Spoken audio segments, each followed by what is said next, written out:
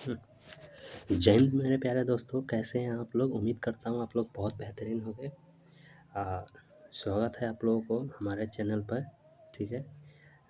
जैसे कि आप लोग जानते होंगे, आज से हम लोग 10th का फिजिक्स चालू करने वाले हैं। ठीक है। जिसमें ये पहला चैप्टर हम लोग स्टार्ट करने वाले हैं। ठीक है। पहला चैप्टर हम लोग, जैसे कि आप लोग जानते हैं कि हम लोग पहला चैप्टर स्टार्ट करने वाले हैं, जिसका नाम क्या था, प्रकाश का परावर्तन। ठीक है। अब प्रकाश का अपवर्तन, ये दो नाम है। ठीक है। देखिए, मतलब दो चैप्टर ही हैं।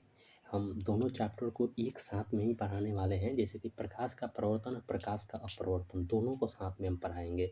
जैसे कि फिजिक्स में हमारा लगभग 6 से 7 चैप्टर हैं, जिसमें से मैं नाम बता देना चाहता हूँ कौन कौन से चैप्टर आप लोग इसमें पढ़ना है आप लोगों को। ठीक है। पहला, ये मैंने इसका पीडीएफ नहीं बनाया, नहीं लिखा है हमने, ऐसे बोल दे रहे हैं कौन कौन चैप्टर हैं। ठीक है। एक आपका चैप्टर है आपका प्रकाश का परावर्तन, और दूसरा चैप्टर है आप लोगों का प्रकाश का अपवर्तन, यानी परावर्तन अपवर्तन। ये दोनों चैप्टर मैं एक साथ ही पढ़ाऊँगा आप लोगों को। ठीक है, इसी चैप्टर में। ठीक है।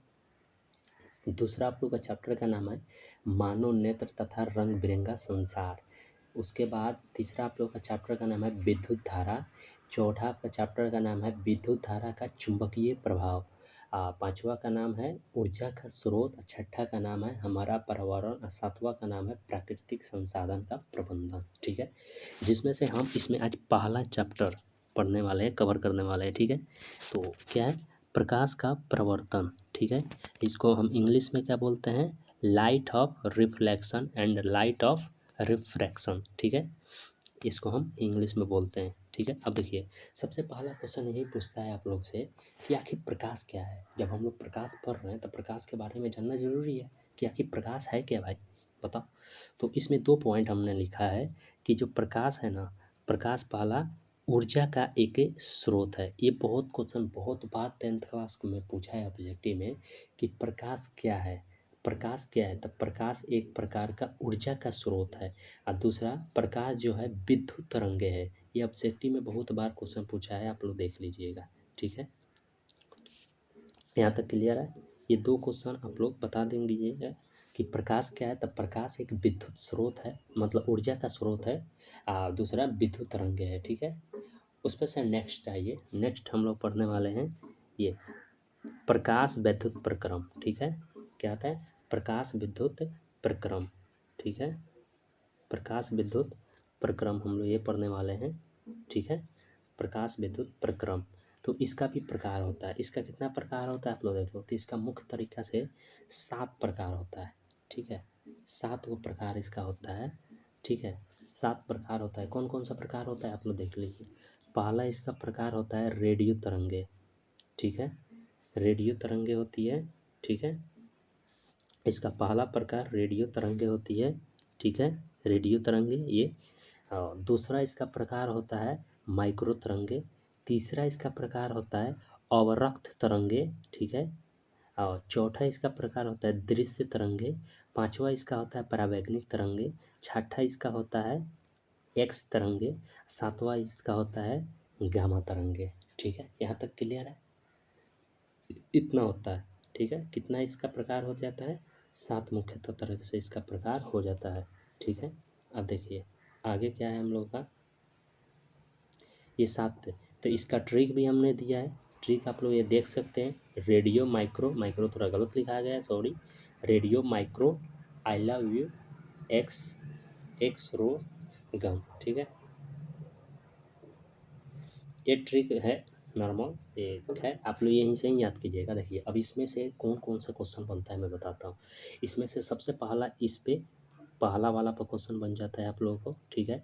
माइक्रो तरंगे, और सबसे लास्ट वाला पर क्वेश्चन बनता है गामा तरंगे। ये सब उतना नहीं है लेकिन फिर भी है, पढ़ाएंगे।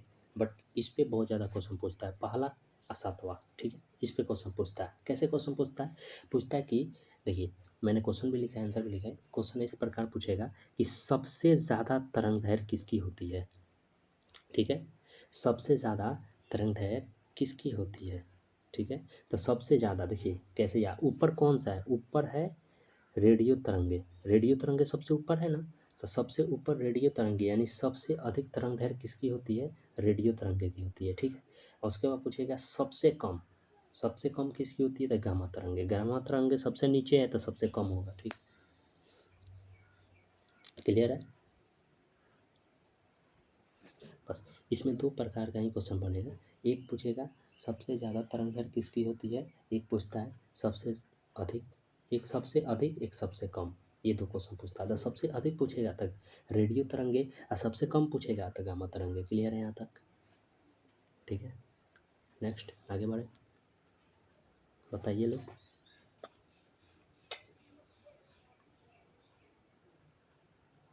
आगे अब हम लोगों का है ये,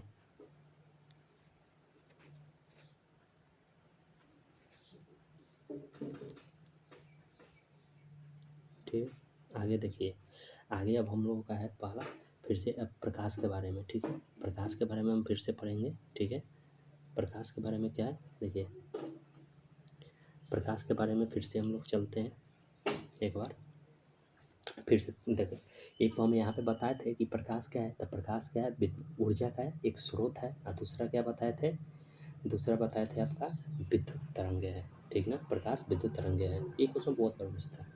उसमें देखिए प्रकाश यहाँ पे है, तो प्रकाश ऊर्जा का एक प्रकार है। ठीक है, यहाँ पे प्रकाश ऊर्जा का एक प्रकार है। दूसरा पॉइंट है आपका कि प्रकाश प्रकाश एक प्रकार की विद्युत चुंबकीय तरंग है। क्वेश्चन आप लोगों से पूछेगा कि प्रकाश एक प्रकार का क्या है, तो प्रकाश एक प्रकार का विद्युत चुंबकीय तरंग है। क्या है? प्रकाश एक प्रकार का विद्युत चुंबकीय तरंग होती है। ये ऑब्जेक्टिव में बहुत बार पूछता है। ठीक है, देखिए अब नेक्स्ट पॉइंट क्या है हमारा कि यांत्रिक तरंगों को चलने के लिए माध्यम की आवश्यकता होती है। बहुत बेहतरीन पॉइंट है ये कि यांत्रिक तरंगों को चलने के लिए किसकी ज़रूरत होती है, तो माध्यम की आवश्यकता होती है। यांत्रिक तरंगे जो होती है उसको चलने के लिए एक माध्यम की आवश्यकता होती है। जैसे हम लोग की चलने के लिए किसकी आवश्यकता होती है, पैर का आवश्यकता होती है। वैसे ही माध्यम की चलने के लिए किसकी आवश्यकता होती है, सॉरी, यांत्रिक तरंगों को चलने के लिए किसकी आवश्यकता होती है, माध्यम की। जैसे मनुष्य के चलने के लिए पैर की आवश्यकता होती है, बिना पैर के भी नहीं चल सकते, नहीं चल सकते। ठीक है, तो इसका एग्जाम्पल क्या है, ध्वनि तरंगे। ध्वनि तरंगे क्या है, ध्वनि तरंगे है कि भूकंप वाले तरंगे पानी की धरातल पर उत्पन्न होती है। जो ध्वनि तरंगे हैं, जो ध्वनि आप लोग जानते हो ना, ध्वनि जानते हैं, जानते होंगे, नहीं आगे पढ़ाएंगे, चैप्टर है इसका भी बहुत बेहतरीन। ठीक है, 9th में डिटेल में पढ़ना होता है, तो आप लोग पढ़े होंगे तो मालूम होगा 9th में ध्वनि तरंगे। ठीक है, तो ध्वनि तरंगे क्या होते हैं, भूकंप वाली तरंगे पानी की धरातल पर उत्पन्न तरंगे होती है। जो ध्वनि तरंग होती है वो भूकंप वाले तरंगे पर पानी के धरातल पर उत्पन्न वाली तरंगे होती है। ठीक है, यहाँ तक क्लियर है? ठीक है, यहाँ तक देखिए, एक बार हम देख लेते हैं पूरा। पहला क्वेश्चन पूछेगा प्रकाश क्या है, तो प्रकाश क्या है भाई, प्रकाश ऊर्जा का एक स्रोत है। ठीक है, दूसरा प्रकाश एक विद्युत चुंबकीय सॉरी विद्युत तरंगे है। ठीक है, और उसमें से हम पढ़ेंगे प्रकाश का वैद्युत प्रक्रम। ठीक है, प्रकाश का वैद्युत प्रक्रम कितने प्रकार के होते हैं, 7 प्रकार के होती हैं। कौन कौन? रेडियो तरंगे, माइक्रो तरंगे, औरक तरंगे, दृश्य तरंगे, पराबैंगनी तरंगे, एक्स तरंगे, एगो गामा तरंगे लास्ट वाली। क्वेश्चन पूछता है सबसे अधिक तरंग दैर्घ्य किसकी होती है, तो ऊपर वाली की होती है। ऊपर वाली कौन है, रेडियो तरंगे। ठीक है, अब पूछेगा सबसे कम तरंग दैर्घ्य किसकी होती है, तो गामा तरंग दैर्घ्य की। ठीक है, किसकी होती है, गामा तरंग दैर्घ्य की। ठीक है, इसकी नेक्स्ट उसमें से क्या है, रिवीजन करा दे रहे हैं। उसमें से आप लोगों का क्या है, उसमें से ये है फिर से प्रकाश, तब प्रकाश ऊर्जा का एक प्रकार है। ठीक है, प्रकाश एक प्रकार की विद्युत चुम्बकीय तरंगे होती है। यांत्रिक तरंगों को चलने के लिए माध्यम की आवश्यकता होती है। और ये जो एग्जाम्पल है भूकंप वाली तरंगे पानी की धरातल पर उत्पन्न तरंगे होती है। ठीक है, तो आज के लिए बहुत छोटा ही क्लास रहने देते हैं क्योंकि आज पहली बार क्लास है। ज़्यादा पढ़ा देंगे तो शायद दिक्कत हो जाएगी आपको भी, हमको भी।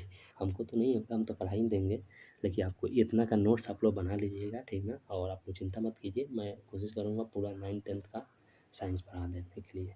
ठीक है, पूरा बेहतरीन तरीक़े से, बस आप लोग पढ़ते रहिए मन लगा के। ठीक है, तब तक के लिए टेक केयर, बाय, मिलते हैं कल फिर। ठीक है, जय हिंद, जय भारत।